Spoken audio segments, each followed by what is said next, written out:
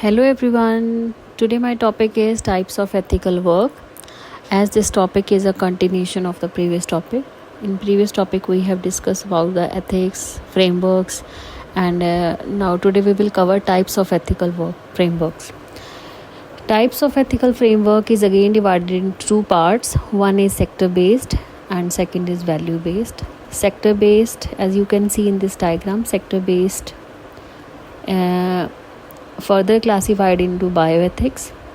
Bioethics stands for, which means for the application in healthcare, and value based is again divided into categorized into three categories: right, utility and virtue. Right, so in next slide we will discuss in detail about this sector based and value based.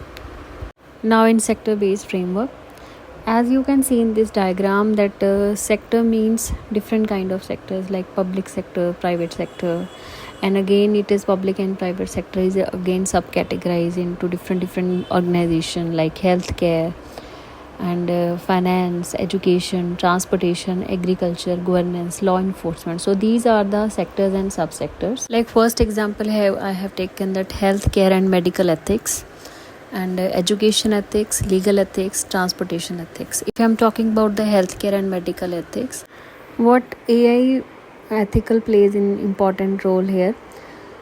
Like in bioethics, what is the main focus? Focus is on patient privacy, patient data security, ठीक है, and what is the ethical use in AI consideration about the decision making, क्या क्या decision ले रहे हैं. So here यहाँ पे जो भी AI बेस्ड फ्रेमवर्क है उसने ये ध्यान रखना होता है, क्योंकि हम सबको पता है कि हेल्थ केयर हॉस्पिटल्स में भी आजकल हर जगह AI का यूज़ हो रहा है.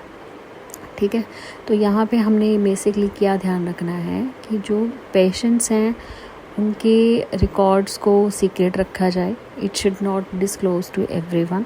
ठीक है, एंड जो भी काम हॉस्पिटल किसी भी पेशेंट के ऊपर कर रहा है वो in the interest of the for the benefit and for the interest of the patient होना चाहिए. ठीक है, और जो AI डिवाइस इसमें इम्पॉर्टेंट रोल प्ले कर रहा है वो पेशेंट को या पेशेंट के किसी रिलेटिव को किसी तरह का हार्म नहीं पहुंचा सकता. ठीक है, और एक हम इसमें ये भी देख सकते हैं कि जो AI डिवाइस की हेल्प से किसी भी ट्रीटमेंट पेशेंट का ट्रीटमेंट हो रहा है तो that should be justice, fair and equal होना चाहिए. ठीक है, कहा जाता है ना कि जब किसी भी सर्जरी से पहले किसी भी उनके रिश्तेदार से एक कंसेंट लिया जाता है. कंसेंट में ये होता है कि अगर ड्यूरिंग ऑपरेशन पेशेंट को कुछ भी हो जाता है तो उसमें हॉस्पिटल जिम्मेवार नहीं है. ठीक है, बट वो कंसेंट हम पेशेंट से इसलिए लेते हैं, वैसे होता तो नहीं है, 99% नहीं होता है, but in case for the safety of the hospital हम ये कंसेंट लेते हैं. तो सच काइंड ऑफ फ्रेमवर्क जो हैं ये सारे हेल्थ केयर एंड मेडिकल एथिकल्स के अंदर आते हैं. यहाँ पे एक नेक्स्ट एग्जांपल हमने ली हुई है एजुकेशन एथिक्स. हम सबको पता है कि जो आज की डेट में AI है वो एजुकेशन में भी बहुत इम्पॉर्टेंट रोल प्ले कर रहा है. ठीक है, कैसे रोल प्ले कर रहा है, जैसे कि लर्निंग जो है वो हर एक बच्चे तक पहुंचनी चाहिए. ठीक है, उस लर्निंग से किसी भी एकेडमिक की या किसी भी बच्चे की या किसी ऑर्गेनाइजेशन की क्या उसको क्या बेनिफिट मिल रहा है. ठीक है, उस डिवाइस को यूज़ करने से किसी की फीलिंग्स को कोई नुकसान तो नहीं पहुंच रहा. क्या वो जो डिवाइस है किसी स्टूडेंट की डेटा प्राइवेसी रख रहा है. ठीक है, इसमें एक हमने एग्जांपल लिखा हुआ है प्रिवेंटिंग प्लेजरिज्म एंड चीटिंग. हम सबको आप सब जैसे कोई कंटेंट आपको सर्च करने के लिए दिया है तो सम कंटेंट जो ऐसे होते हैं जो सिर्फ रीडेबल फॉर्मेट में होते हैं, आप उसको कॉपी नहीं कर सकते एज इट इज़. ठीक है, तो इस तरह से हम अपने AI को इस तरह से फ्रेमवर्क को इस तरह से डिज़ाइन कर सकते हैं कि वो इन सब चीज़ों का ध्यान रख के एजुकेशन एथिक्स पे कोई ऐसा लीगल फ्रेमवर्क क्रिएट करे. नेक्स्ट है ट्रांसपोर्टेशन एथिक्स. ट्रांसपोर्टेशन सेक्टर में कैसे ये AI sector based AI frameworks जो काम करते हैं, like in aviation, logistic, ride sharing, autonomous vehicles, infrastructure, road, rails, ports. ठीक है, तो ये जो सारे different kind of public transport हैं इसमें बेसिकली मैटर करता है कि पब्लिक की सेफ्टी. ठीक है, उनकी इक्विटी, उनका इन्वायरमेंट, उनके लेबर राइट्स। तो ये जो सारी चीज़ें हैं ये सेक्टर बेस्ड फ्रेमवर्क के अंदर आती हैं। इसी तरह नेक्स्ट हमारा एग्जाम्पल है लीगल एथिक्स। लीगल एथिक्स के अंदर हमने ये डिस्कस करना है कि कैसे जो एआई है वो लीगल डिसीजन मेकिंग में हेल्पफुल होता है। कुछ क्वेश्चंस ये रेज़ करता है कि क्या एआई टूल जो है वो क्लाइंट की कॉन्फिडेंशियलिटी को मेंटेन रखता है। Who is accountable when AI gives wrong legal advice. How do we ensure fairness, transparency and access to justice when AI is involved?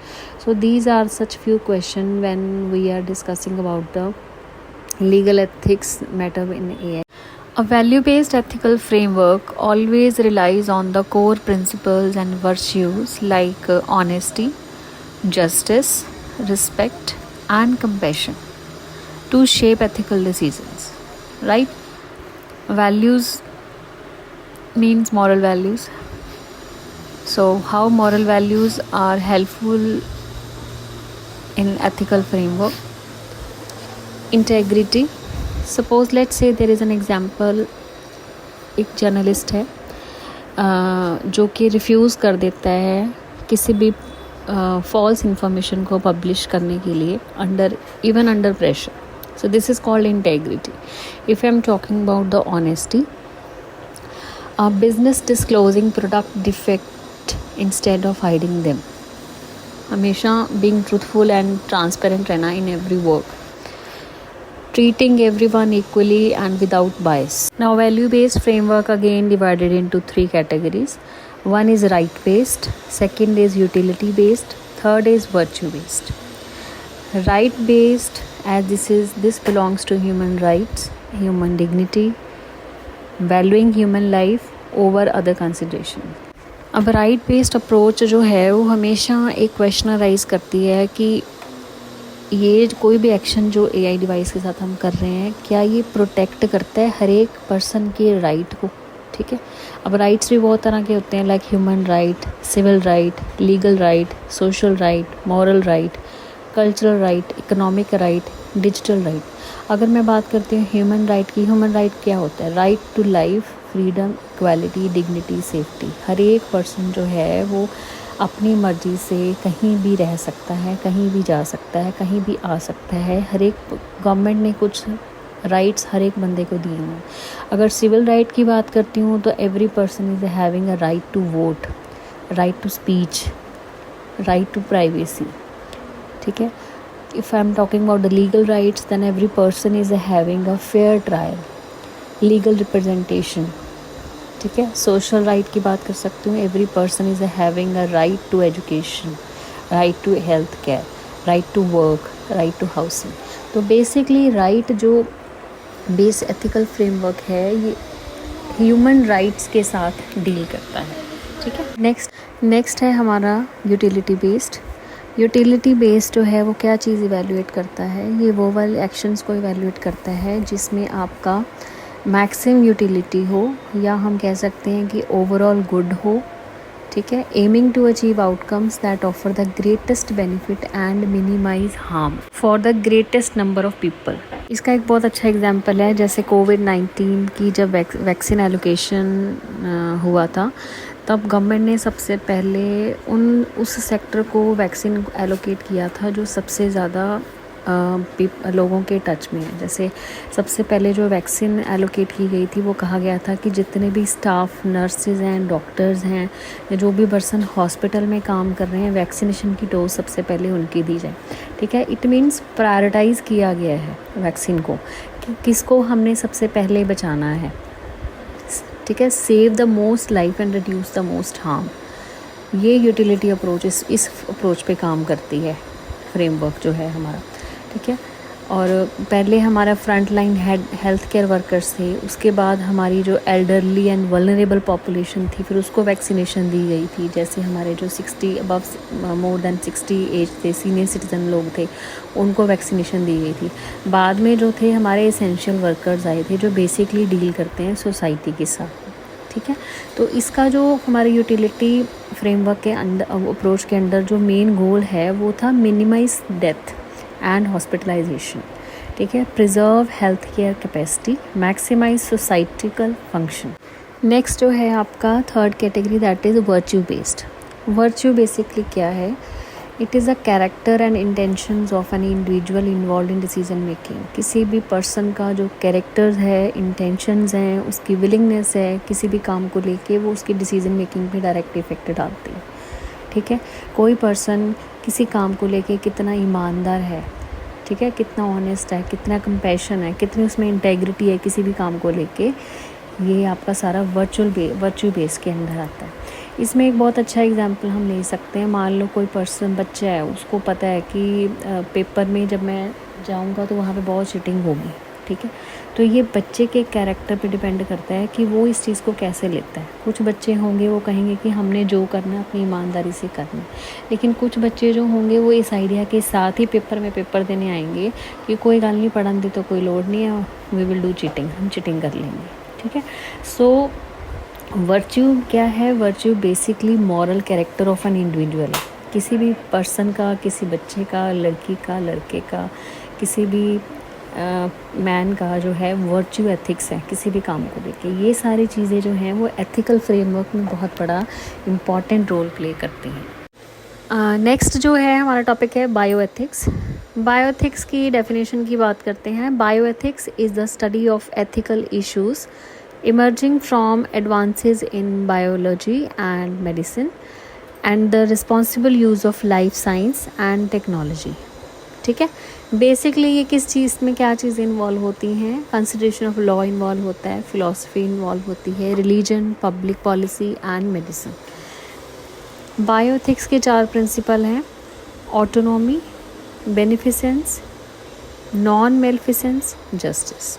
If I am talking about the autonomy means respecting an individual right to make their own medical decision. Beneficence की बात करती हूँ, acting in the best interest of the patient or subject. Non maleficence की बात करती हूँ, then do not harm, avoid harm or injury. And justice की बात करती हूँ, ensuring fairness in the distribution of health care resources and access.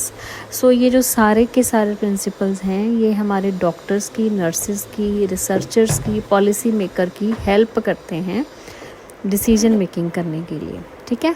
Major इसमें bioethics के कौन कौन से मेजर एरिया हैं? इसमें आपके मेडिकल एथिक्स आ जाते हैं, जेनेटिक एथिक्स आ जाते हैं, रिसर्च एथिक्स आ जाते हैं, reproductive, then public health ethics, neuro ethics, environmental ethics, ठीक है। हर एक एथिक जो है वो डिफरेंट फील्ड के साथ डील करता है। मेडिकल एथिक्स जो है वो पेशेंट की कंसेंट के साथ, कॉन्फिडेंशियलिटी के साथ, एंड ऑफ लाइफ केयर के साथ, ऑर्गन डोनेशन के साथ, इन सब चीज़ों के साथ bio ethic. Basically bio ethics जो है, अगर हम कंक्लूडिंग ये कहते हैं तो बायो एथिक्स जो है वो मेडिकल टर्म के साथ रिलेट किया जाता है, ठीक है। बायो एथिक्स के जो स्टेक होल्डर्स हैं वो हमारे पेशेंट्स एंड फैमिलीज़ हैं, डॉक्टर्स एंड नर्सेज, रिसर्चर्स हैं, different kinds of hospitals, health care institutions हैं, ठीक है। गवर्नमेंट एंड पॉलिसी मेकर है, रिलीजियस एंड कल्चरल ग्रुप है। तो इस तरह से बायो एथिक्स में different kind of stake holders हमें मिल जाते हैं।